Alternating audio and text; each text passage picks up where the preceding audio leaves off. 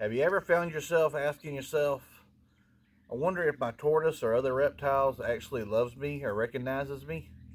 Well, today we're going to talk a little bit about that and go over some of how their brains work. We're going to go over how their brains work compared to mammals and us humans. And first thing to go over is while they are not dumb animals, their minds and brains definitely don't work quite like a mammals do, like a dog or a cat or some of your other pets that you might have. But like I said, they're not dumb. They do recognize patterns. If you're the one that always feeds them, and you always feed them at a certain place and a certain time, they're going to recognize that pattern. They're going to associate that pattern with getting food, which is a positive interaction from you or with you. They're also going to recognize that as a safe interaction, where they feel safe around you, and they don't feel like they have to be scared and intimidated by you. So a lot of the way they process the world is through patterns and daily habits. If you feed them at a certain time at a certain place, at that certain time they're going to be at that certain place expecting food. And if you're the one that brings it to them all the time, then they're going to associate you with that. But with that said, their recognition processes is a lot more in depth than even that. And I'd like to go over that a little bit more here. Like I was saying, reptiles are capable of remembering and learning safe experiences and unsafe experiences. If you leave them with a good experience, they're going to remember that for the next time that you interact with them. Um, a lot of studies show that reptiles' recognition processes really kick you in when it comes to the tortoise's survival. They can remember where food is. They remember where the water, safety, safety is wherever their home burrow may be. They can remember all of that, and several studies have shown some of the signs that you can look for that your tortoise or other reptile trusts you and recognizes you is when you come into the room. If they're at the front of their enclosure and they are pacing the front of the enclosure, eagerly anticipating you opening the door and you getting to interact with you, that's a sign. If when you do interact with them, like for the tortoise, if their head's out of their shell and they're not showing any signs of defensive signs, then that's a sign.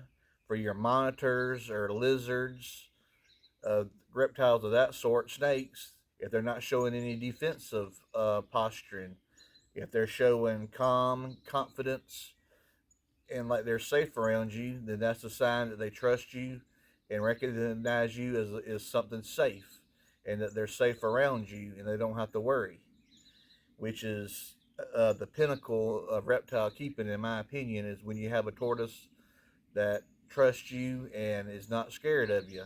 That's really when you can start bonding with them, and it's a real special thing.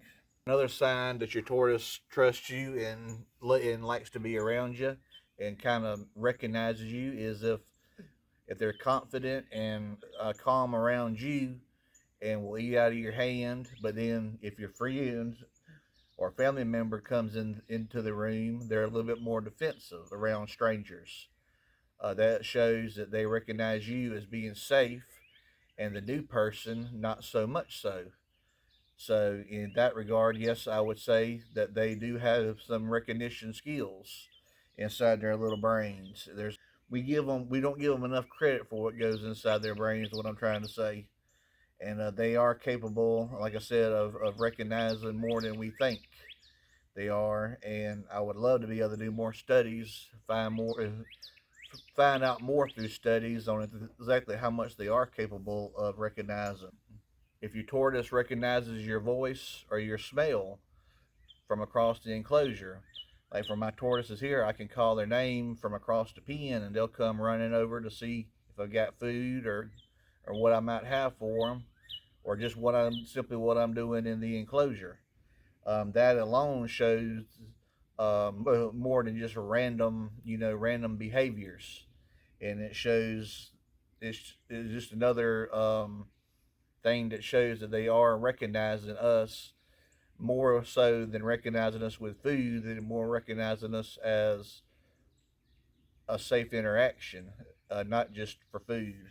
But with that said, the real debate is, are they actually recognizing you for you and wanting to be around you, or are they just recognizing you as the dude or dudette that brings them food? And that is widely debated. And like I said, if you are the sole one that brings them food, then they probably are associating you with food. But with that said, I also think they are capable of understanding that you don't mean them any harm. And some species, like the sulcata tortoise here, or the aldabra tortoise, or many of the iguanas and monitor lizards, will actually actively seek out human interaction with their keepers, and will actually come from the other side of the enclosure just to be with you, whether you have food or not. And in my opinion, that definitely shows some sort of processes or whatever you want to call it. And so, if you really study your reptiles, you'll see lots of things that they do that really makes you think, hey, they actually do recognize me as so as a safe place and someone that takes care of them, and not just for food. With all that said, I would like to encourage you to spend a little bit more time with your reptiles, whether it's a tortoise like my Mario here, or some of your other reptiles, and just really learn their personalities. And while they're not quite like a dog or a cat, some of them can come pretty darn close to being like a dog or a cat. And they do seek out your companionship and like being touched and scratched, and some of the lizards like being held. And there's just a lot more to reptiles than we give them credit for. And I would challenge you that if you haven't recently, really take some time with your animals and learn their personalities. And I think you'll be quite surprised at how friendly and how much more out of the shell that they'll come if you give them a little bit of time and take up some time with them, and just taking care of them. You can learn a lot from the reptiles, and learn what they like and what they don't like, and as far as what you're doing with them, um, what they're comfortable with you touching them, things like that. And just it really takes your bond to a next level, in my opinion. If you really take the time to learn your animal, you can really get a real nice friend out of it if you really take the time. So, yep, that's kind of gonna be it for this episode here. If y'all learned anything, or if you have anything to add, I would love for you to do a comment down below, and hit that subscribe button, hype the video, and I'll see you on the next one.